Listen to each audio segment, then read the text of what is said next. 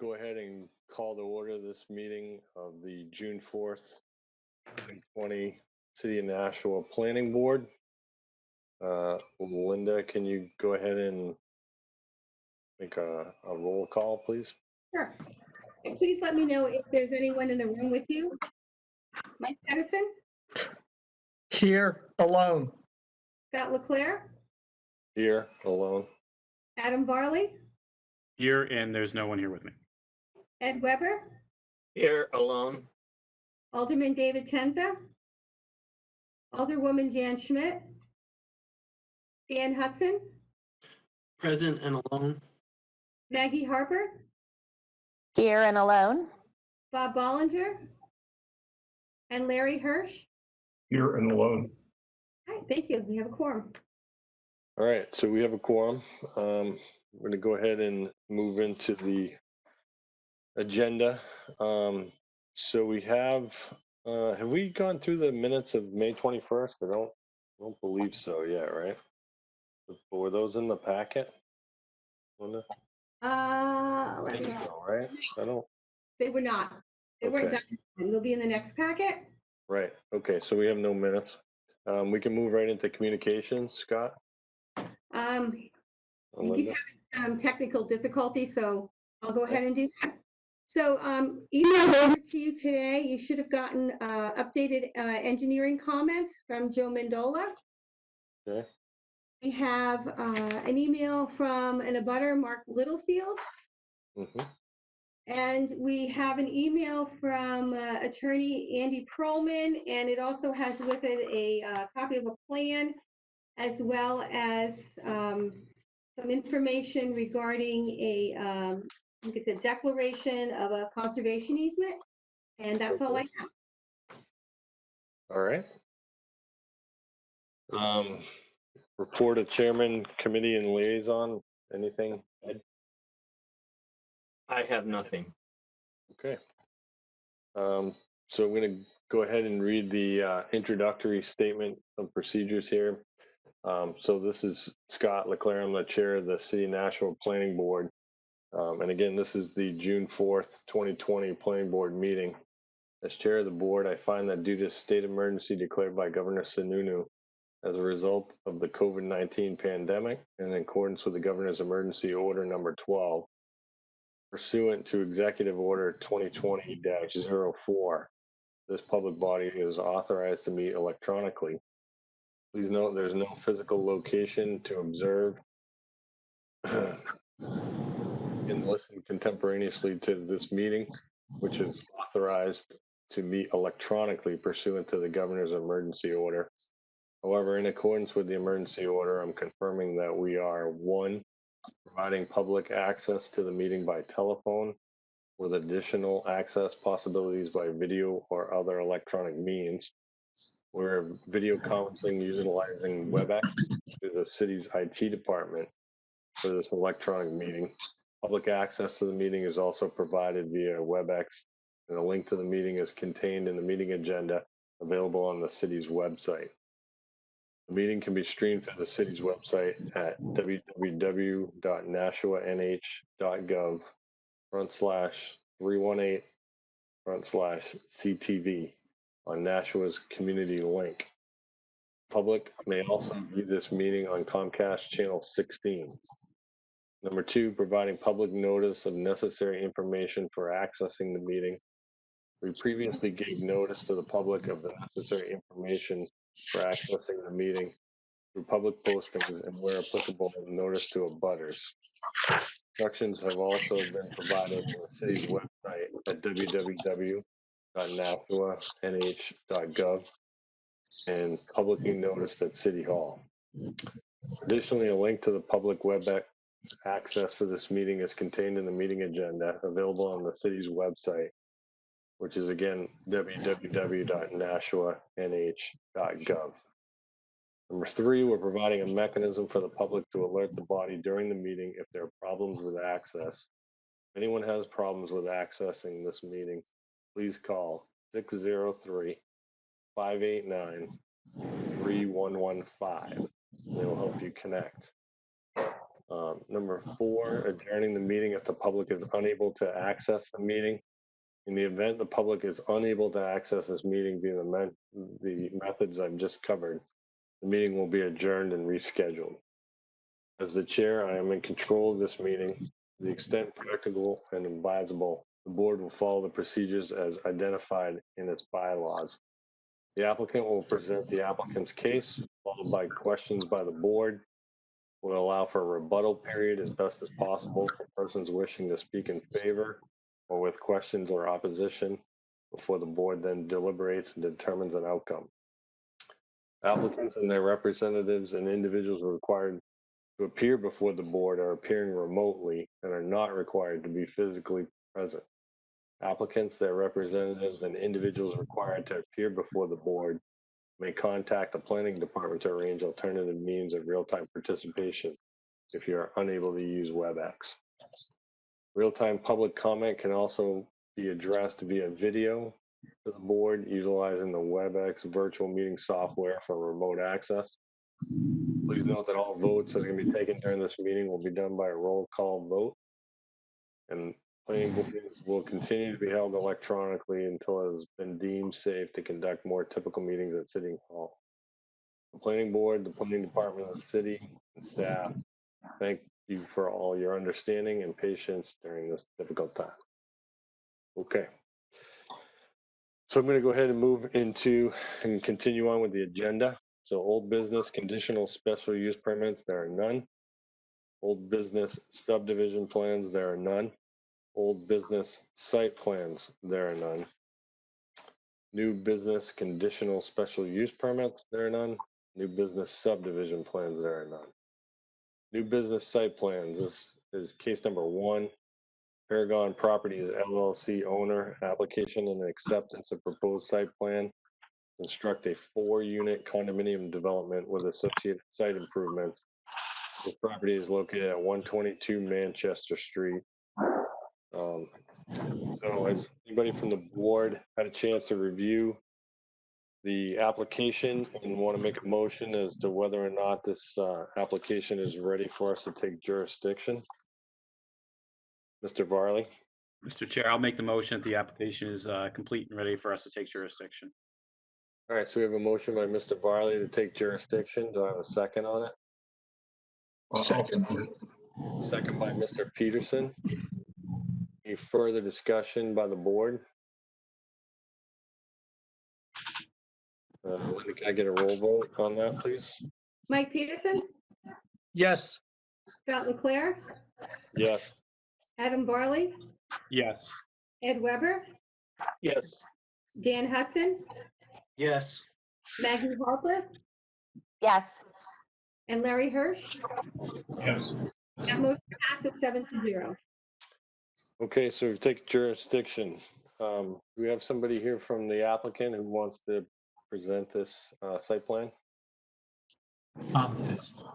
Good evening, Mr. Chairman, members of the board. For the record, my name is Chad Brannon. I'm a civil engineer with Fieldstone Land Consultants. Our office is located at 206 Elm Street in Milford, New Hampshire. And with me tonight is attorney Andy Perlman with Prunier and Perlman. And we both together will be representing Paragon Properties LLC this evening. Can I share the plans now, Linda? Yeah. Yeah, we're just gonna have Scott's the host right now, so we're gonna have him pass it back to me so I can have him share. Okay. Yeah, and Andrew Perlman, between you and Chad, if you can mute when you're not talking, that would be helpful, just because it'll keep it a little cleaner for everybody else. Yeah. If for some reason you're talking and I don't hear you, just wave. I can see you both. So. Okay, we can see that, Chad. Okay, perfect. So we are before you this evening seeking an approval for a development over tax map parcel 59-135. This is a proposed condominium style development for 4 single-family detached homes. The subject property is known as, or is situated on the west side of Manchester Street, has a physical address of 122 Manchester Street, and is positioned south of the intersection of Manchester Street and Watson Street, and across the road from the First Baptist Church of Nashua. The subject site, I'll just go to the existing conditions plan here. The subject site consists of 2.358 acres of land, has approximately 112 linear feet of frontage along Manchester Street. As you can see on the existing conditions plan, the topography of the site generally slopes from southwest to northeast, eventually making its way into the closed drainage system, or stormwater runoff eventually making its way into the closed drainage system along Manchester Street. Zoning for the property is RA urban residence, and the minimum lot size requirements for this zone is 7,500 square feet with 60 feet of frontage. This project proposes to raise the existing home and associated site improvements, and to develop the site into, again, a 4-unit condominium development. The proposed limited common areas, which are shown on sheet 2 of the plan set, so this plan here. The proposed limited common areas for this development range in size from 11,207 square feet to 34,749 square feet. And we believe the proposed layout meets all the dimensional requirements per the land use code. You can see with this layout that we are proposing the construction of a private road, which is called as Paddington Place. That road will service the 4 proposed units, and we are depicting on this plan the location of those units with the associated driveways. We believe that this proposal is consistent with the surroundings, does provide adequate separation to the abutting properties, and proposes to provide increased separation on the north and the south sides of the property. What I mean by that is, technically with a condominium development, this is considered one lot. So the north and the south boundary lines would have a 10-foot building setback associated with it. But what we've done with this development is, since the proposed homes will be orientated with the backyard areas on both sides of the private street facing north and south, we've planned for a rear yard setback, meaning that we are proposing to maintain a minimum of a 25-foot setback to the abutting properties from any of the proposed structures. And that's depicted on this plan through the dimensions off of each of the structures. So this will allow for a layout that's in harmony with the surroundings. This development will be serviced by, again, a private road, which will terminate in a hammerhead-style turnaround. The proposed road will be approximately 360 linear feet in length and has been designed to be 20 feet in width with a 1-foot shoulder. This layout and design has been reviewed quite thoroughly with the fire department. We actually initiated the process reviewing concepts with the fire department to make sure that we were proposing a development that would meet their goals and objectives from a design standpoint. In our professional opinion, this project and this proposed roadway will provide a safe and reasonable access to the 4 condominium units. Based on this, we are seeking, one of the 2 waivers that we're seeking this evening is from the city standards, which requires that private streets meet the public street dimensional requirements of 28 feet in width. We believe that a 28-foot wide road would be very excessive for a 4-unit condominium development, and I certainly can go into that in a little more detail when I get into the waivers. This project will be serviced by Pennachuck Water, Municipal Sewer, natural gas, as well as underground communication utilities. I guess I'll go to the grading plan. I don't know if you want me to zoom in at all on these plans, so if there's anything that you want me to zoom in on, please let me know. But Yeah, and we can zoom in ourselves on your plans, so okay, perfect. everybody knows that in our viewer windows, we have a zoom and a pan, so. Perfect. Yeah. So this proposal, what this plan shows, this is the site layout, grading, and erosion control plan. So it shows a fair amount of details, but it essentially shows the layout of the roadway and all of the grading, and how we're capturing and mitigating the stormwater management for this site. So what we have here is, the grading for the roadway. There is a drainage swale on both sides of the proposed private street.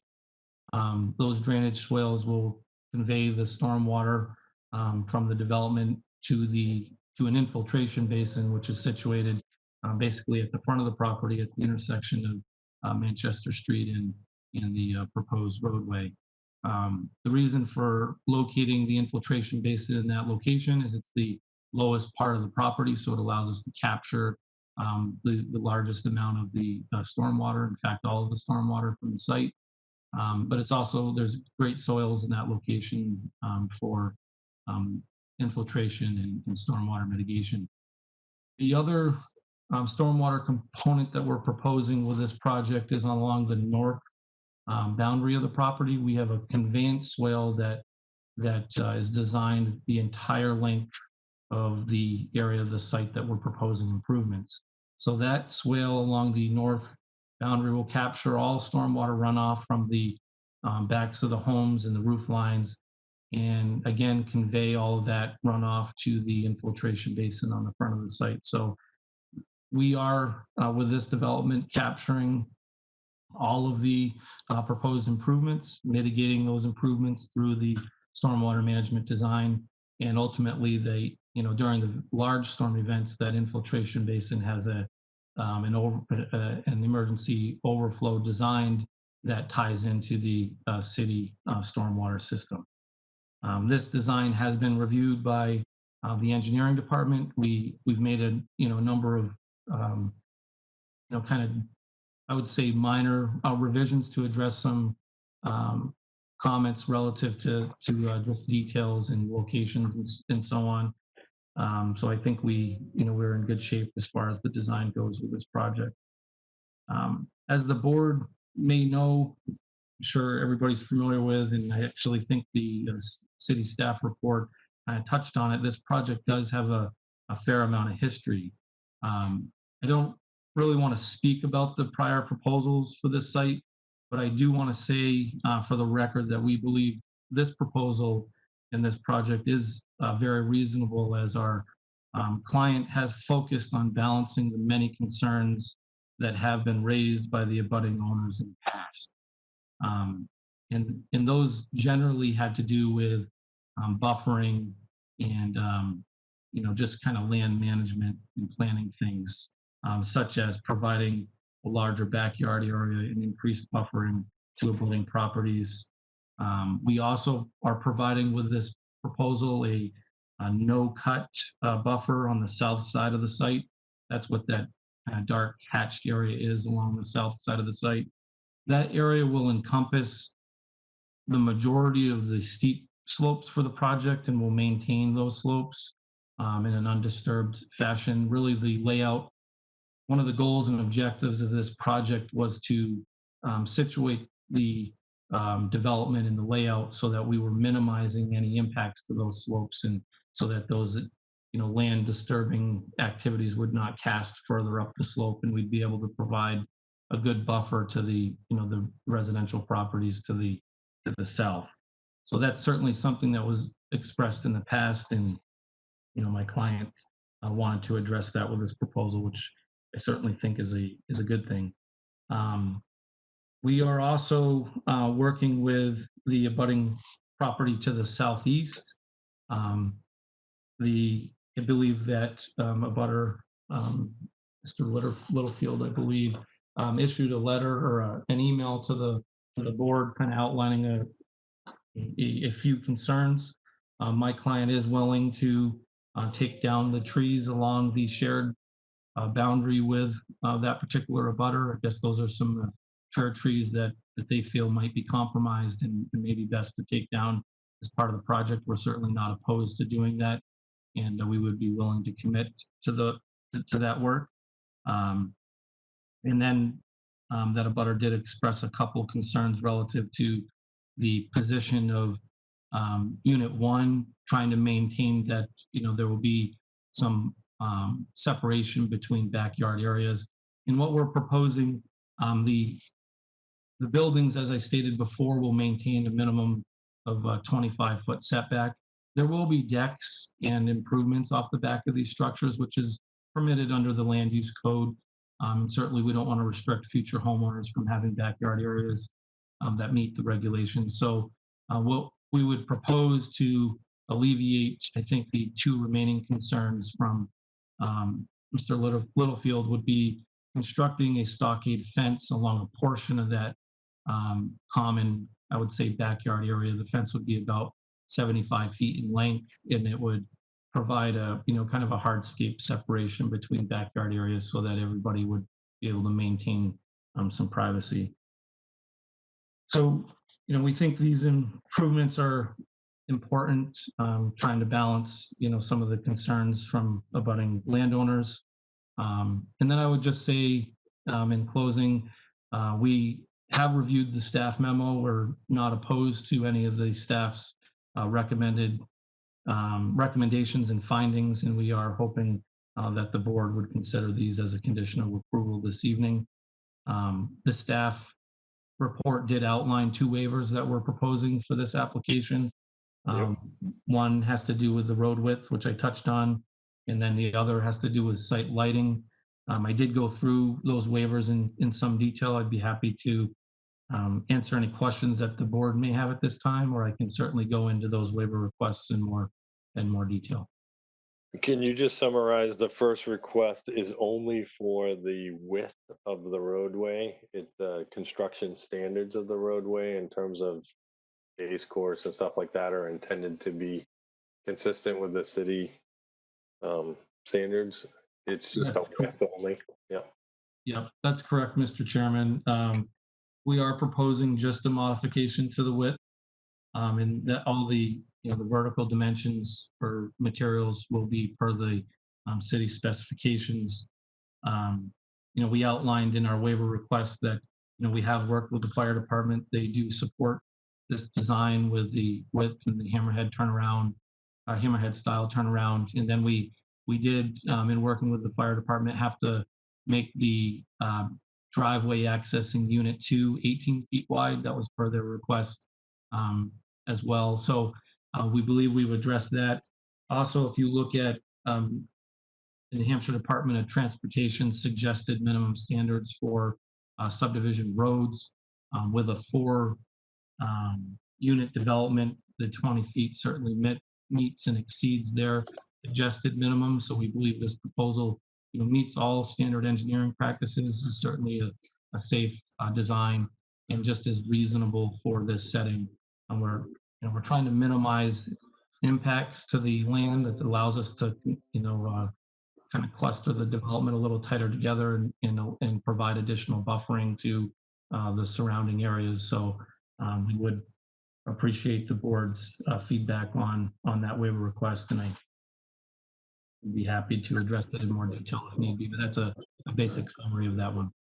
Okay, and then the second one, the lighting, the gist of that is what, there's no real lighting other than the houses, or? That's right. I mean, and we didn't believe there was a real need for street lighting here. I mean, we're tucked kind of in between two neighborhoods, and I think really quality of life of these 4 units. I mean, we would prefer not to have street lighting. I think it's gonna, any activity would be policed, amongst the 4 homeowners. And then there will be house lights. There'll be a garage light above a garage. So I think there'll be adequate lighting around the homes that will provide, enough visual lighting, for the roadway as well. We're not looking to introduce or ask people to necessarily enter this private street. So again, we believe that under this particular application with the number of homes proposed, the setting that this project and the surrounding areas would be best served with a waiver. Okay. All right. Anything, so, Mr. Perlman, did you want to add something before we take questions, or? Mr. Chairman, members of the board, good evening. My name is Andy Perlman, attorney with Perlman and Perlman of Nashua. And I just have one comment to add. I was talking with Mr. Wingate this afternoon, and I shared with Mr. Wingate and Mr. Littlefield a copy of our draft declaration of conservation easement. And I would just ask that that be a condition of approval, that conservation easement be reviewed by city staff, Corporation Council before it gets recorded at the registry. And that's all I had. Okay. Thank you. All right, Mr. Varley, do you have a question? Yeah, Mr. Chair, thank you.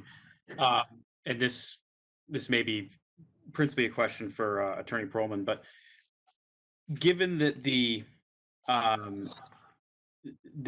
setbacks, as Mr. Brandon noted, are associated with the condo setback, so it's would ordinarily be, for example, a 10-foot setback in some of these cases, but that you've agreed that you're going to maintain a 25-foot setback. Is that something that's going to be reflected in the condo documents and enforced that way, or I just wanted to get clarity on that. Yes, and it's twofold. First, it was a condition coming out, a condition of approval coming out of the zoning board, number one, and number two is that has to be incorporated into my declaration of condominium, and it will also be included in the rules and regulations.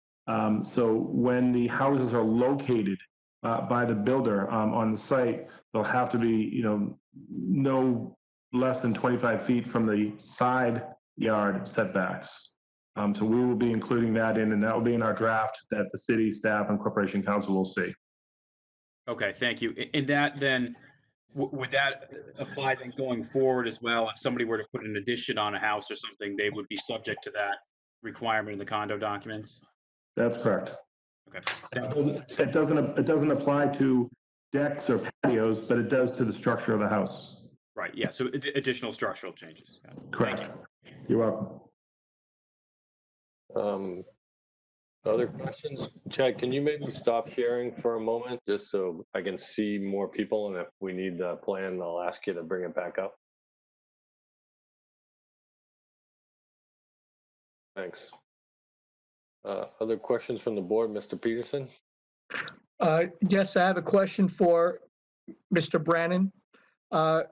Earlier, you mentioned something about the rear of the structure facing the road. I'm not sure if I understood that properly. Could you please clarify that? And if you need to bring your map back up, you feel free to. Sure. So the rear of the structures will not face the road. So if that's the way it came across, then that's not happening. What I was trying to articulate is that the orientation of the homes are such that the rear of the homes face the sideline setbacks of the lot, which is why we're proposing a 25-foot setback off the rear of the homes to the north and south sidelines. Thank you for the clarification. Sure.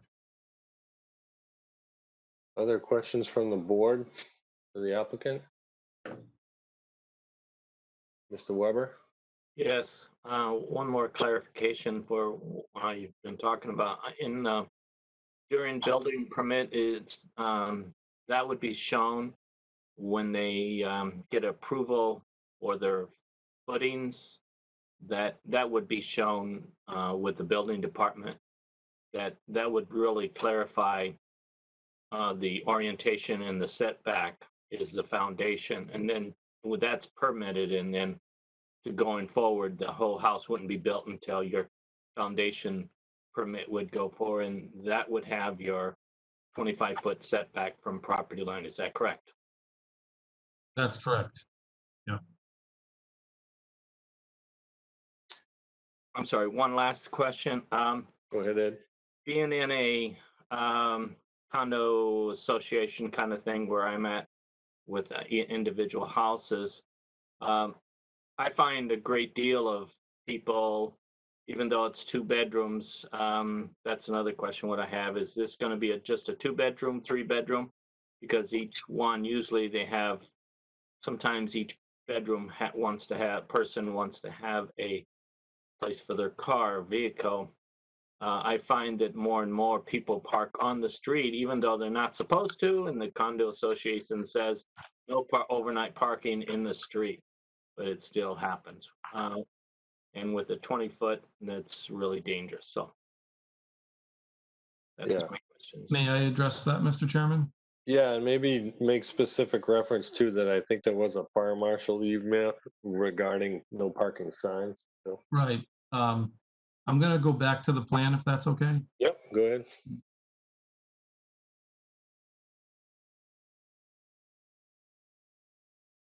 It's up. Perfect. So you'll notice on actually this plan here that we've added no parking signs to the side of the road and to the turnaround area. That was at the request of the fire department.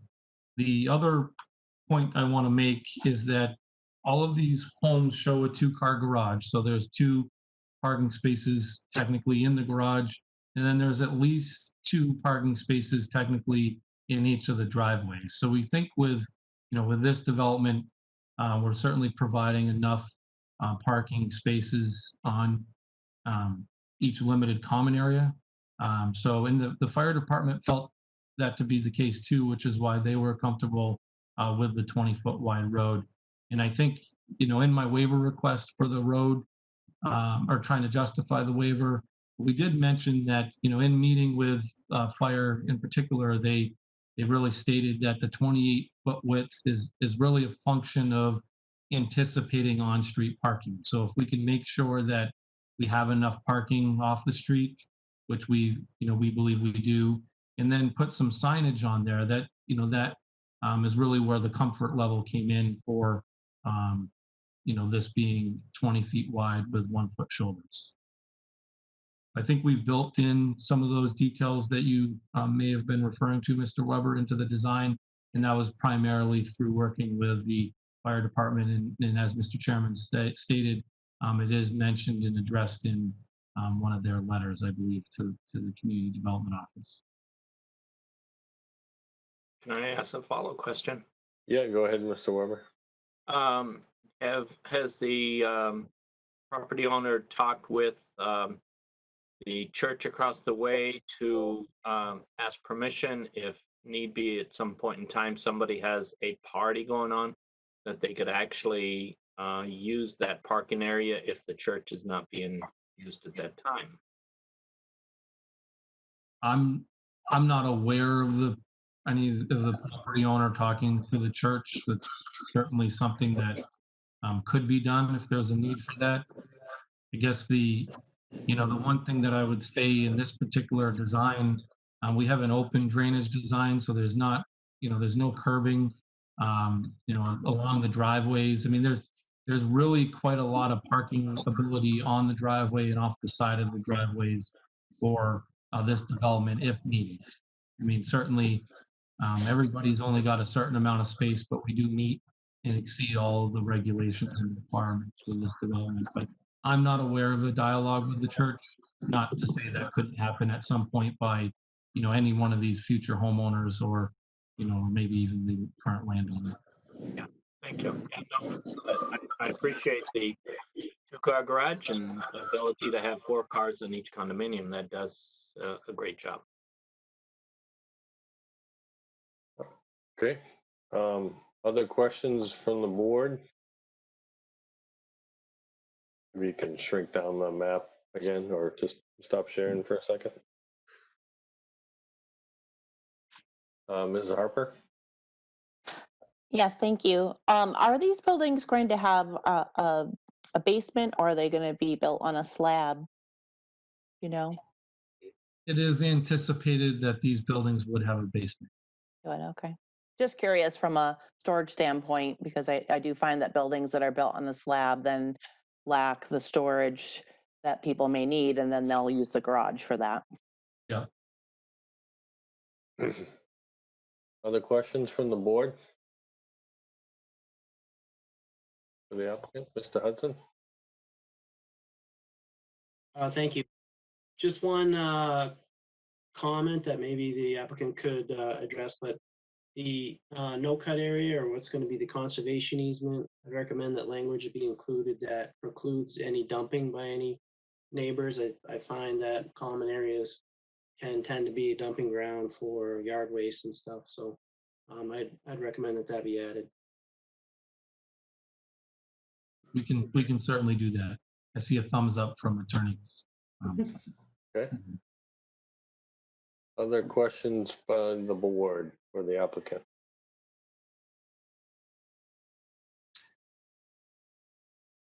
All right, I'm not seeing any other questions by the board. At this point, if there's anybody who's not on the board that's listening on, and it looks like there's at least a handful of you, if you have a question that you would like to pose, a concern, or want to speak at this point, if you could, maybe just speak up. There's not that many of you, so I think I can scan through. Make sure you take yourself off mute because I don't have video on most of you. Hi, this is Jeff Eckberg, 128. I'm butter right on Concord Street. Can you hear me? Yep, we can hear you. Go ahead. Sorry. Yeah, Yeah. that's fine. Go ahead. So a two-part question. One is the stockade fencing. How high will it be? And the second was about the dead trees, dead brush coming down. However, the property has not been maintained in many years, and the overbrush is significant. I find myself doing a lot of work just to try to trim back that property itself. As far as landscaping goes, is it going to mix into the general area? Is there going to be more horticultural ideas? What will that look like? So that's that. And how big is the stockade fencing? Thank you. Okay, and you're referencing the fence that the applicant indicated on the southeast portion of the. No, I'm on the north side. I don't know how it's going to be the same type of fencing or not, but I'm on the north side at 128, right on Manchester. Okay, all right. So I see the applicant taking notes, so we'll let them address that. Okay. Thank you. Anybody else wishing to speak in opposition, concern, or have a question of the plan? And remember to take yourself off mute. Okay. Don't hear any others or see any others at this point. I don't see any hands raised either. No hands raised? Okay. See any? Okay. So at this point, I guess that give the applicant a chance to respond. In particular, please elaborate on the sort of the border on the north and the south. If you want to bring the plan back up and that helps, that's fine too. I don't know who wants to take that. Yeah.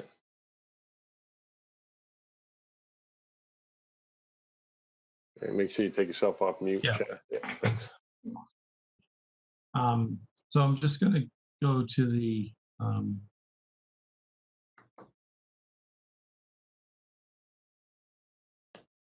this plan. This is the landscaping plan. So what we're proposing for landscaping, I mean, the site is going to certainly be cleaned up. But as I stated before, all the existing improvements on the site, the house, the driveway, and the fencing internally, none of the fencing on the perimeter will be cleaned up. So there's going to be, certainly the property has been unmaintained for some time. This project will clean that up.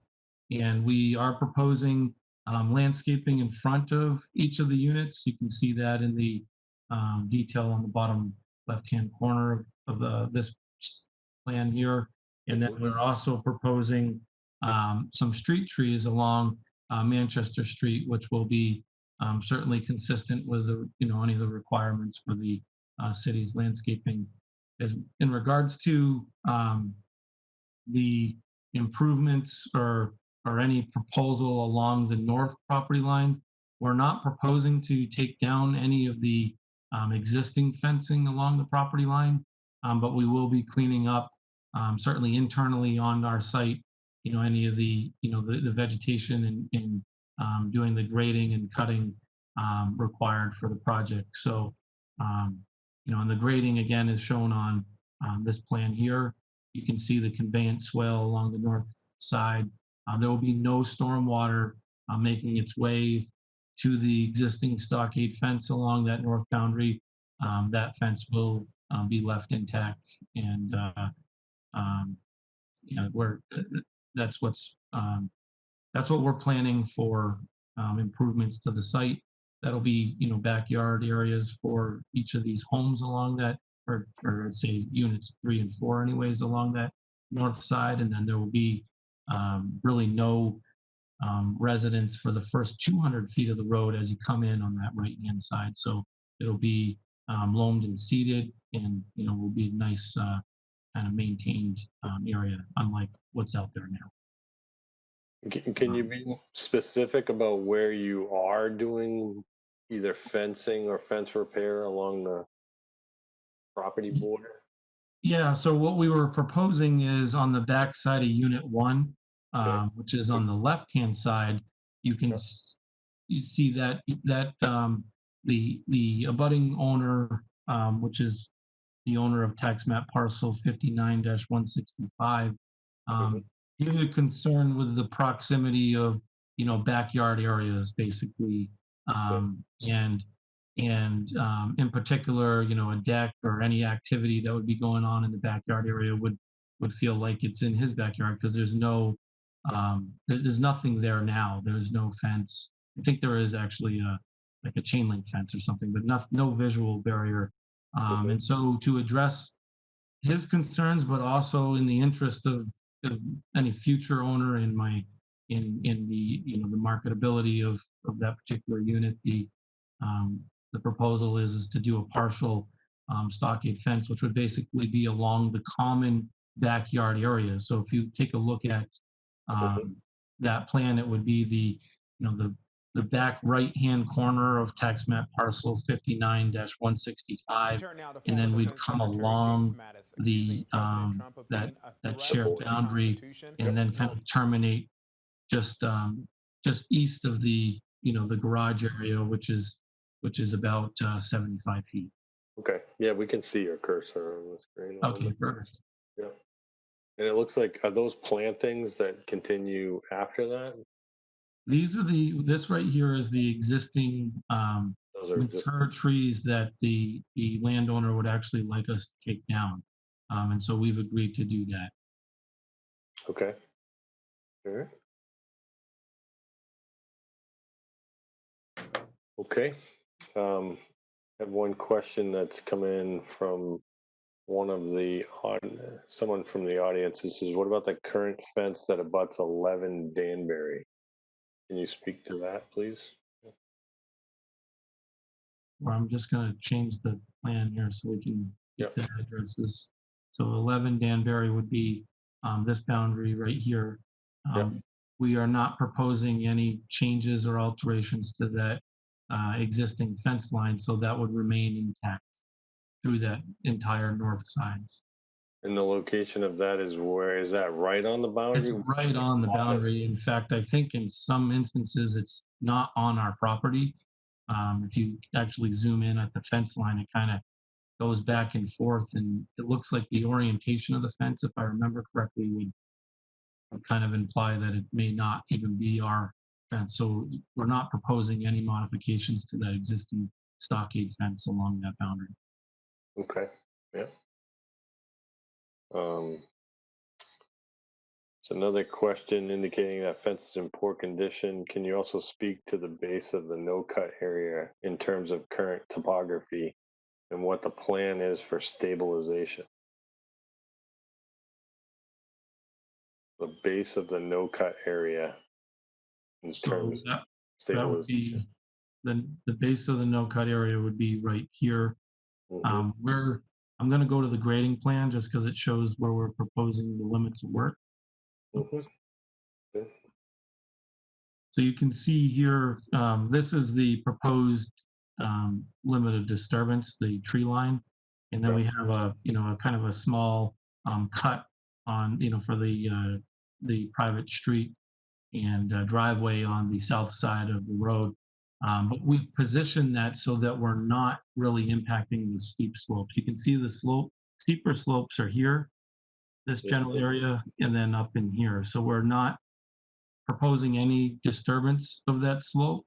And as such, there will be no stabilization issues. Now, anything that we do disturb for the project would be certainly stabilized per the erosion and sedimentation control details and vegetation details, which would be primarily loamed and seeded accordingly. Okay. There is a comment from someone in the audience too that indicates that their belief is the fence is part of 122 Manchester. Just so you know, I'm just passing that comment along. Okay. Maybe stop sharing for a minute just so I can see the sort of audience a little bit better. Appreciate it. So I'm gonna pick up. So it says the next question here is, what is the height of the buildings? Is it possible? We'll start with what is the intended height of the buildings? Single story, 2-story? We did submit architectural elevations of 2 examples for the buildings with our last submission. It is proposed that they be 2-story buildings. So it would just be a standard colonial building. Just wanted to see here. So 2-story max is really the Yeah, 2-story max. Yeah. Okay. All right. There is another comment from the audience about is it questioning whether it's possible for within the conservation easement to not allow fires. Mr. Perlman, maybe would you speak to that? That's fine. Again, Mr. Wingate and I were talking this afternoon, and the concern is like fire pits or, kids out there just starting a little fire just for fun or whatnot. So that's fine. We can put that in. We didn't want to overburden the easement with all kinds of restrictions, but I think the fire makes sense. Okay, thank you. Mr. Varley? Yeah, Mr. Chair, I was just going to ask maybe if we could, because we're just getting these comments from members of the audience, maybe ask folks who want to speak that maybe take folks in turn, just so we can sort of keep this coordinated. Yeah, they come in like comments. I don't have any further.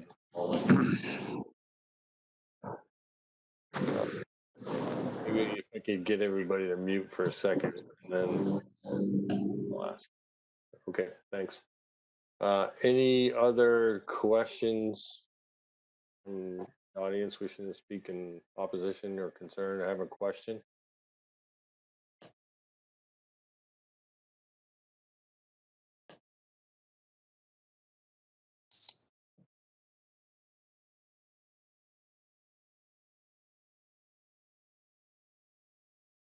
So there is one question on the chat regarding whether or not the fence along 11 Danbury can be removed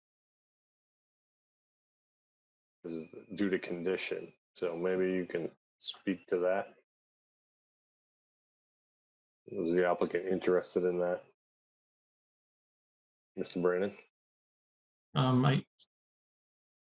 I suppose if the abutting landowner wanted the fence to be removed, it's certainly something that my client would likely entertain if it's a condition issue. We're not really interested in proposing a fence along that line, but I think because of the separation in the backyard areas that there is adequate space there, so that could be done. Okay, well, I'll bring that up with the board in the in the meeting, whether that board feels that's something. Okay.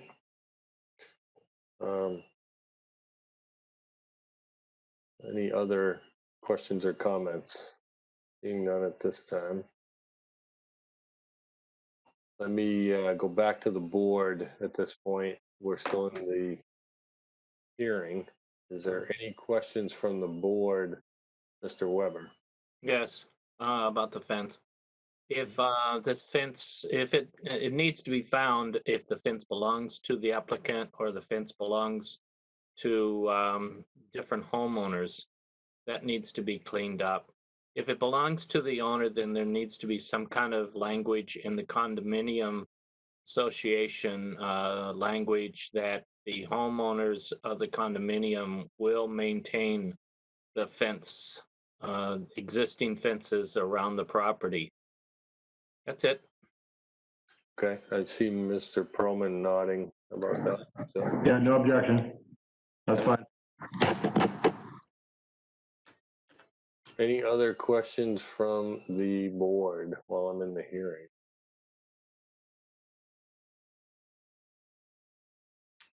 I am seeing none and seeing no other comments at this point. I'm gonna go ahead and close the hearing. So at this point, I'm gonna open the public meeting and welcome any sort of comments by the board regarding this application that you want to discuss. Mr. Varley? Thank you, Mr. Chair. Um, you know, as Mr. Brandon indicated, this particular property has a fairly long history before the board, um, and this is, I believe, the third time it's been before us in some type of proposal since I've been on the board. And I just want to say, so I've heard the concerns from the abutters on both of the prior applications. And I do agree with Mr. Brandon and Attorney Perlman that I think they've clearly made an effort here to take those concerns into consideration and to design a plan that tries to address the issues and concerns that have been raised in the past, in as best as possible. In particular, they've got a smaller number of units. They've created much clearer and larger buffering between the units, and they've addressed some of the issues in terms of um, you know uh, the existing trees, and removing certain trees, but then leaving appropriate buffering in other places. So I think the applicant's done a good job here, and I think that's borne out by the fact that the butters have expressed relatively few concerns this time around, and those concerns seem to have been addressed. So. Okay, thank you, Mr. Varley. Anybody else from the board? Mr. Weber? Yes, I also have been around here with a few applications. And I think this really does increase the value of the properties around the area, on the property areas, but also around. It doesn't devalue the properties around. And so it makes it a nice cleaner area. I think the buffer is a great idea, and I think it's going to look really nice compared to all the other situations. Thank you. Any other board members have anything they want to say in the meeting here?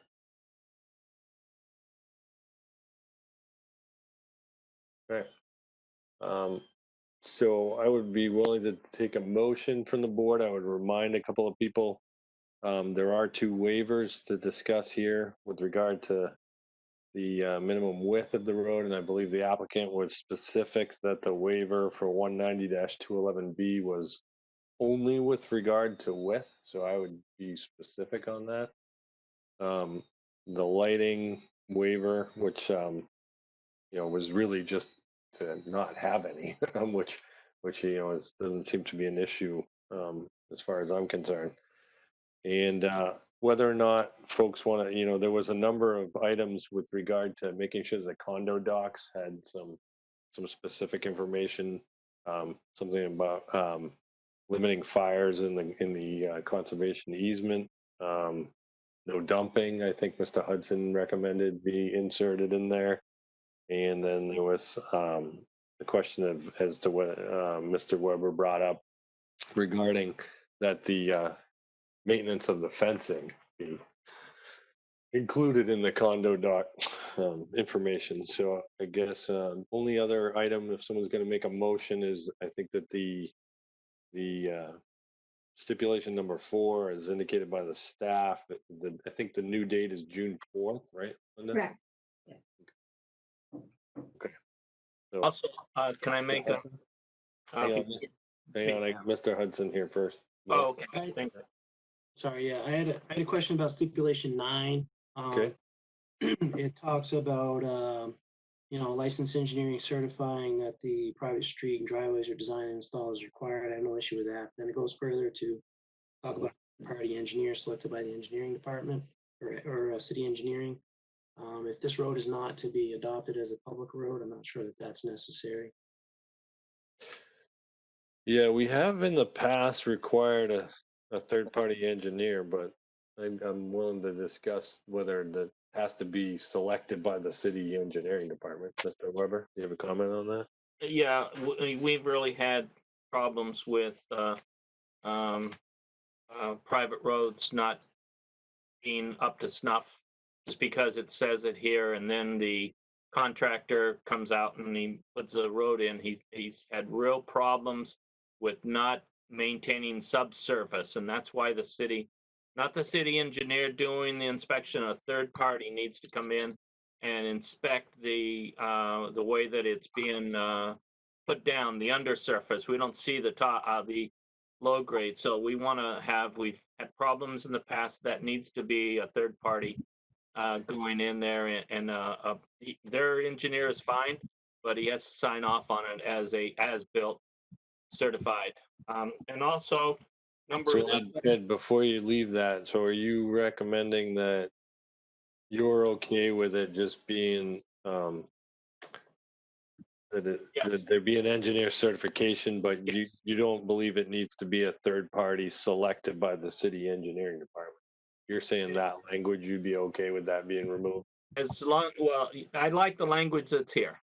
I don't want to have it taken out. Yeah, if there's Mr. if there's Hudson? history, sorry, if there's history that arrived at this, I have no objection to it. I just, Yeah. you know, Sorry, Chad, we're in the Good to meeting understand the now, so reason. it's kinda, I can't get you in, but, okay. Yeah, I mean, I think that, the only reason that we've seen in the past that the third-party engineer be selected by the engineering department is just to keep some separation, but personally, I don't have an issue with it having to be a third party, so it could be the engineer of record for the design as far as I'm concerned. Yeah, one other leave thing, that- well, I'll leave that up to the motion maker. Mr. Weber?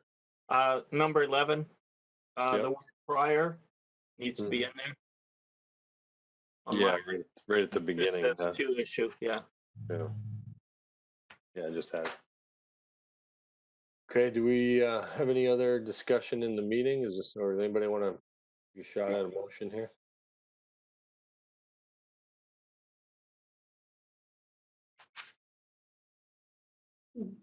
Looking for a hand. Mr. Varley. Thank you, Mr. Chair. Yeah, I'm willing to make a motion. I would make a motion to approve new business number 1, site plan, finding that it does meet the requirements outlined in site plan NRO section 190-146D, with the following stipulations. The first stipulation being a waiver request, specifically a request for a waiver from section 190-211B, with respect to minimum design standards for private streets. And this is a waiver expressly limited to the width requirement. So requesting a waiver for a 20-foot road as opposed to the 28-foot that would ordinarily be required. And that will be read is granted, will not be contrary to the spirit and intent of the regulation. Second stipulation is also a waiver request, and that's of a waiver from NRO section 190-88 regarding a lighting plan. And And that waiver will read is granted, will not be contrary to the spirit and intent of the regulation. Stipulation number 3 is written in the staff report. Stipulation number 4 will be amended to indicate that the date of the letter is June 4th, 2020. Stipulations 5 through 10, as written in the staff report. Stipulation number 11, add the word prior at the beginning of the stipulation.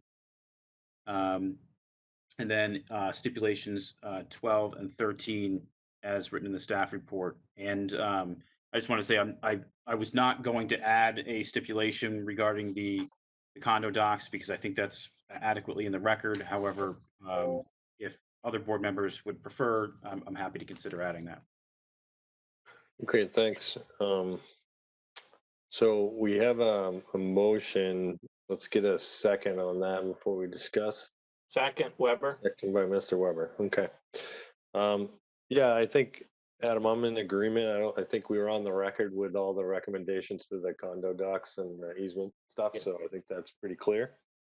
I do, though, under stipulation 9, would suggest, or maybe on, I'd like to know what the board's thoughts is about striking in the second to last sentence where it says, upon completion of construction, the applicant shall provide the city engineer with written certification signed by a licensed professional engineer certifying the private street and driveways were designed and installed. I would like that to just say as per plan, and then inspection reports will be filed with the city. I think the getting the third party engineer selected by the city is a little odd. I've never been kind of big fan of that piece of language. And I don't think at the applicant's expense needs to be there because it already says the applicant shall provide. So, which means for, to at their expense already. So that seems redundant to me. But so I would ask, is that something you'd amend to your motion, Mr. Barley? Yeah, Mr. Chair, I am willing to amend my motion. So I don't know if you want to take that as a separate amendment, or if you want me to if you want Mr. Weber to remove his second, and I can. Yeah, I think Mr. Weber. Well, let's discuss first. Does anybody have a problem with that?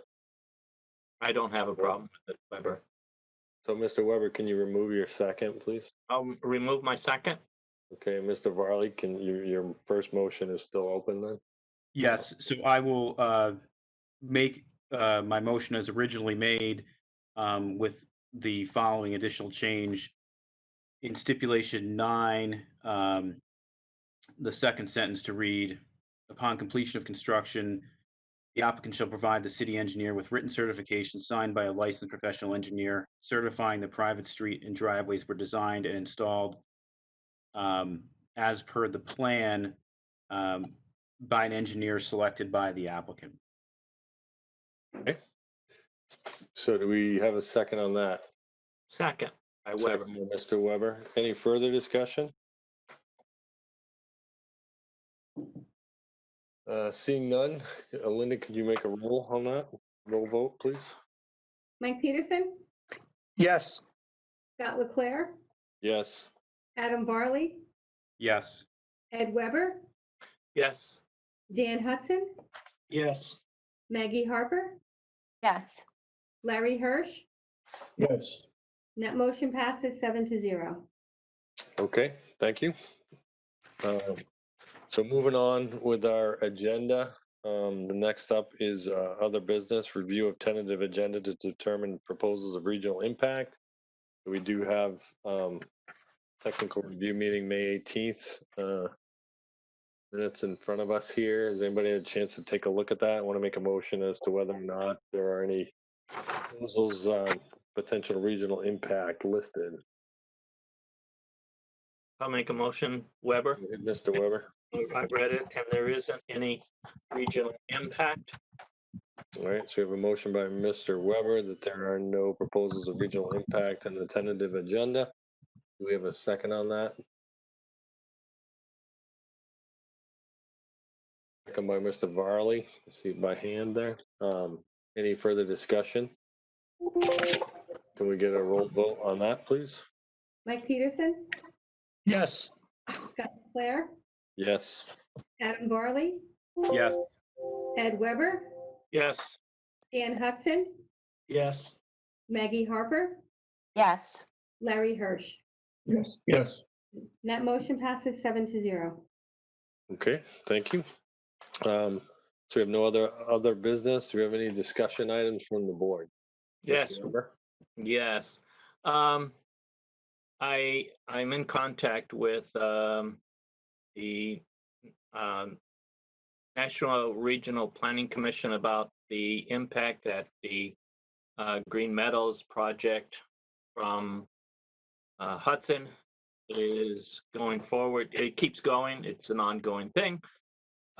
And when I talked to Hudson, when I went there, he said, yes, he mailed that traffic report out, and Lantos has said he has not received anything. Can we get put some, I don't know if you want to say heat on it.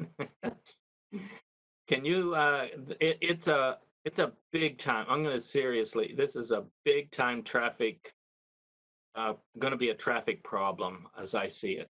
But I need to have that traffic report so at least we can see it.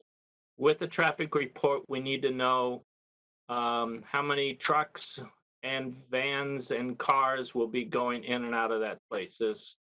They're talking 200 or 300 cars every day going forward, and that's going to impact Route 3 and the cities around Hudson. So can we kind of reiterate why it hasn't? Because the planner from Hudson that night said, oh yeah, I've already done that.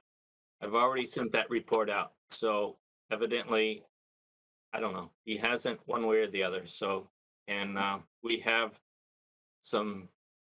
get that going. Sure, we'll follow up on that. Yeah, I mean, I don't know, does that just, Linda, do we just send a letter to the chair of the Hudson? It's actually Nashua Regional Planning is supposed to receive it, and then they give it up. Okay, Yeah. so it's coming from them. Yeah, okay. So you'll look at that, Linda? Yes, I will. I'll look into that. Great, thanks. Any other discussion items? Anybody want to make a motion to adjourn? Weber, I'll make a motion to adjourn.